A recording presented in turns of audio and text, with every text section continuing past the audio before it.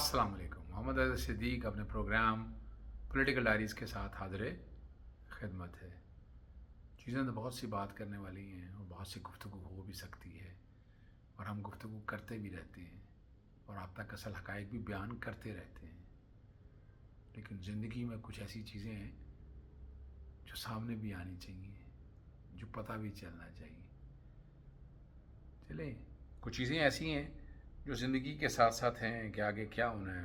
اگلے 10 سالوں کی پلاننگ ہو گئی ہے، جنرل پرویز مشرف کے دور میں بھی ہو گئی تھی. اب بھی کوئی پلاننگ سامنے آ رہی ہے. یہ میرا رب بہتر جانتا ہے کہ کیا ہونا ہے، کیسے ہونا ہے، کس طرح ہونا ہے. اسٹیبلشمنٹ حکومت کو کیسے استعمال کرتی ہے. جنرل علی کے ماڈل بازار کے حوالے سے جو باتیں وہ ساری سامنے آ رہی ہیں.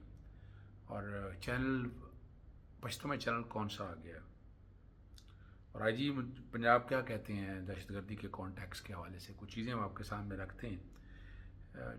ویسے تو صابر شاکر نے یہ خبر دی ہے، انہوں نے 10 سال کا پلان سامنے رکھا ہے. کیا یہ ہو رہا ہے ایسے یا نہیں ہو رہا، یہ آپ بھی بہتر سمجھتے ہیں، نظام بھی بہتر سمجھتا ہے کہ چیزیں کس طرح جا رہی ہیں. جیسے جنرل عاصم منیر صاحب کے بارے میں اور جسٹس یحییٰ کے بارے میں بتا رہے ہیں کہ 10 سال کا پلان وہ بتا رہی ہے. 2027 تک جنرل عاصم منیر میں جو 5 تک کی بات، 5 سال تک کی ہوگی ہوئی یہ بات، اور 2027 کے بعد 5 سال کی ایکسٹینشن پھر لی جا سکتی ہے. تو بات یہ پھر آگے بھی جا سکتی ہے. جسٹس یحییٰ فریدی اور ساتھ وہ ذکر کر رہے ہیں کہ جسٹس مظہر کی جوڑی 2027 سے 2030 تک ہوگی، اور 2030 سے 2035 تک کے لیے وہ جسٹس عامر فاروق کے بات کر رہے ہیں. گل حسن میاں گسر، جسٹس شکیل احمد، جسٹس اشتیاق ابراہیم، جسٹس صلاح الدین کو لایا جائے گا. یعنی یہ وہ بات، اب پتہ نہیں، میں جو کہ ابھی میں اس بارے میں ابھی اپنا اوپینین ابھی کوئی نہیں دے رہا میں، لیکن ایک لائن آف ایکشن جو سامنے رکھ دی ہے وہ یہی رکھ دی ہے کہ یہ دال روٹی اسی پاؤ بکھنی ہے اور یہ نظام اسی طرح چلنا ہے. اب یہ نظام اس طرح چلتا ہے یا نہیں چلتا وہ ایک علیحدہ بات ہے. لیکن کیا یہ جس طرح کے ہائیبرڈ رجیم یہ چل رہی ہے یہ اتنا سا چل سکے گی، اس سے میں اتفاق نہیں کرتا کہ ہائیبرڈ رجیم یہ شاید اس طرح نہ چلے. یعنی اس وقت ملک میں کرپشن عام ہے، لا قانونی تو آپ کے سامنے ہے، ملک کی معیشت بہتر ہونا ضروری ہے. یعنی NAB, anti corruption, police, F I A کیا کر رہی ہیں، سارا کچھ آپ کے سامنے ہے.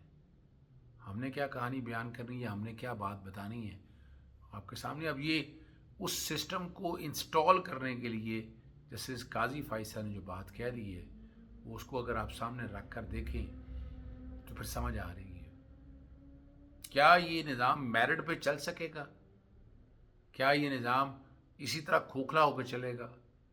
یہ ہے وہ جو سوچنے والی بات ہے. اور اگر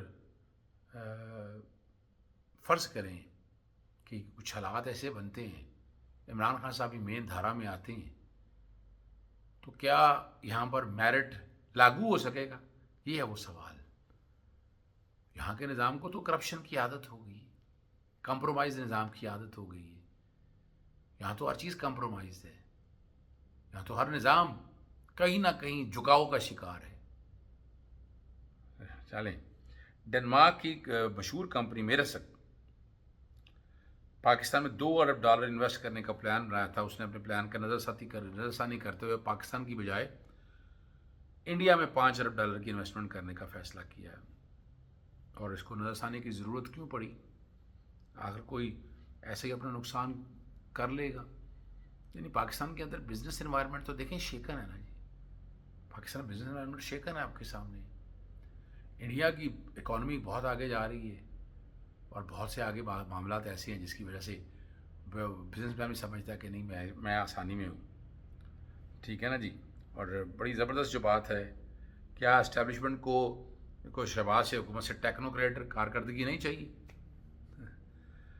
اور وہ ایک ہی بات ہے، اسٹیبلشمنٹ چاہتی ہے کہ پی ٹی آئی بالکل کارنر پہ رہے، کہ توڑو، کمزور کرو، پروپیگنڈا کرو، فارورڈ بلاک بناؤ، کنفیوژن پیدا کرو، تھوڑا ڈنڈا چلاؤ، پیسہ چلاؤ اور پاپولر بیانی کو شکست دو. اور اس سے غرض کوئی نظر نہیں آ رہا کہ معیار کیا اور اس کا انجام کیا ہوگا. یہ جو ایک عام آدمی کا اوپینین ہے وہ سامنے اور اسٹیبلشمنٹ حکومت کو صرف اپنے اغراض و مقاصد کے لیے استعمال کر رہی ہے. خطرہ جو ہے وہ اصل میں عمران خان ہے کہ عمران خان اگر ہے تو کہیں سارا سسٹم لپیٹ نہ دیا جائے. اور اب اس سے اب بحال ہو سکتا ہے یا نہیں ہو سکتا، یہ غور کرنے والی بات ہے. کیا یہ سسٹم چل سکتا ہے؟ سسٹم تو چلتا ہوا مجھے نظر نہیں آتا جی. یہ میرا اپنا ذاتی رائے ہے اور میں اپنے ذاتی رائے پہ قائم رہتا ہوں کہ نہیں، یہ سسٹم چلنے والا نہیں. اس سسٹم میں فلاز بہت ہیں، اس سسٹم میں بہت سے جھول ہیں، اس سسٹم میں بہت سی خرابیاں ہیں، اتنی خرابیاں ہیں. اچھا ایک بات جو کرتے ہوئے بات آ گئی کہ ریڈی بانوں کا جو منصوبہ ہے وہ کرپشن کے الزامات کی میں آ چکا ہوا ہے. ڈان پروجیکٹ کے پہلے فیس میں 15 کروڑ کی 1000 ریڈی میں سرکار کو مبینہ طور پر 5 کروڑ کا ٹیکہ لگا. وہ کیسے بتاتے ہیں؟ وہ جو سب سے سستی کمپنی تھی اس نے 98,000 ریڈی دینے کا پروسیس سے نکال کر 1.5 لاکھ میں ریڈی دینے کو ٹھوکے کا نوازا گیا. اور رپورٹ کے مطابق ویلڈ انجینئرز نے 98,000 میں ریڈی دینے کی پیشکش کی، جبکہ رحمان اینڈ بردرز نے 1,49,000 میں ریڈی کی پیشکش کی. اور پہلے جو ہے نا ان کو پروسیس سے نکال دیا گیا اور ٹھیکہ دے دیا گیا. اور بڑی کمال کی بات ہے کہ وہ بتا رہے ہیں کہ وہ 98,000 کی ریڈی اس سے لے کر اس کو دے دیا. اب یہ ڈان کی رپورٹ ہے، یہ سچ ہے یا نہیں ہے، لیکن یہ اس طرح کے ٹیکے لگتے رہتے ہیں. یار پریشان نہ ہوا کریں ان چیزوں سے. پاکستان کے اندر میرٹ شیرٹ کچھ نہیں ہے، ٹینڈر شینڈر جو کچھ ہو رہا ہے وہ سارا نظام آپ کے سامنے ہے. آپ نہیں سمجھتے کہ یہ نظام اگر ٹھیک چل رہا ہوتا تو یہ ملک یہ حالت ہوتی؟ یہ بیساکھیوں کے ذریعے یہ نظام چل رہا ہے. اور جو کرپٹ ہے وہ شیر ہے، جو پیسے لگا رہا ہے وہ ہیرو ہے، اور جو میرٹ کی بات کرتا ہے وہ زیرو ہے. پاکستان کے اندر یہ پوزیشن ہے. ایک اور پشتو ویژن جو آزاد اپنا جی چینل کے اوپر کالا چینل پہ اس پہ بڑے الزام ہیں. ان کو چلانے والے کون ہیں؟ وہ سارے ہیں. اور جنید اکبر کے ایک صحافی کے ساتھ جو گفتگو میں صحافی نے باتیں کی، وہ صحافی کے بارے میں بہت سی بات لوگ پہلے بات کرتے ہیں، کنٹروورشل رہی ہیں. اور لیکن اب اس میں پشتو کا چینل بھی شروع کر لیا ہے. اور مقصد ہے کہ پشتو کی عوام کو انگیج کرنا. پشتو کا جو ہے نا وہ ان باتوں میں انگیج کوئی نہیں ہو رہا.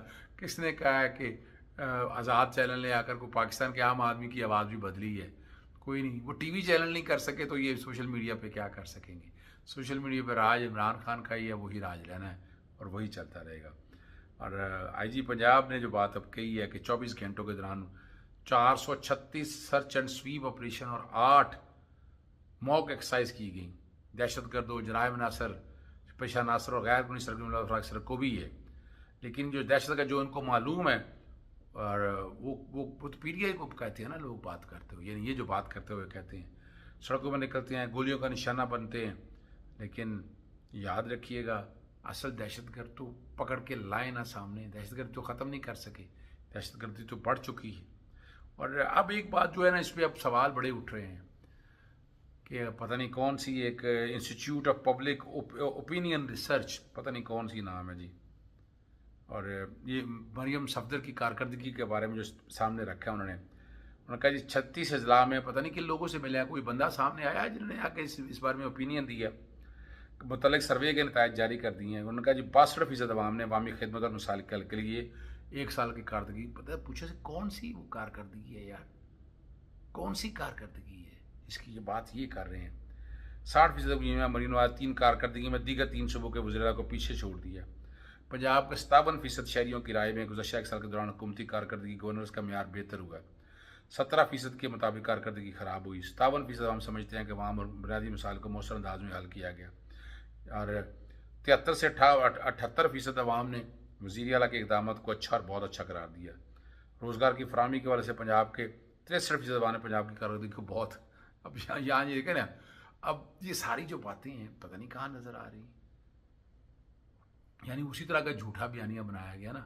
اب کون سی انسٹیٹیوٹ ہے، کس نے ایک سرچ کیا، کو بڑی چیز سامنے آئی ہو نا. یعنی اسی طرح سے ہے جو 8 فروری سے پہلے آپ کو پتہ ہے وہ سروے آتے تھے کہ نواز شریف بڑا کو جیت رہا ہے. اب وہ ہر ایک کو پتہ ہے کہ 8 فروری کے بعد 9 فروری کو کیا ہوا، کیا ریکارڈ بنا، کیا حالات بنے. سارا کچھ تو آپ نے دیکھ لیا، سارا مینوور تھا، ساری چیزیں مینج تھیں، یہ تو سارا کچھ ہے. تو یہ جو اس طرح کی کارکردگی کی جو شیٹ ہے نا، اسے بتائیں عام آدمی کی زندگی میں بہتری کہاں آئی ہے، یہ بتائیے گا. رمضان میں مہنگائی نے کیا حال کر دیا ہے، آپ بتا دیں. آپ کے سامنے، آپ کے یاد کو آپ کو پتہ نہ ہو. بجلی مہنگی، گیس مہنگی، عام آدمی کی زندگی، کاسٹ آف لیونگ دیکھیں ذرا کہاں پہنچ چکی ہے. اجازت چاہتا ہوں. السلام علیکم. اللہ حافظ. پاکستان.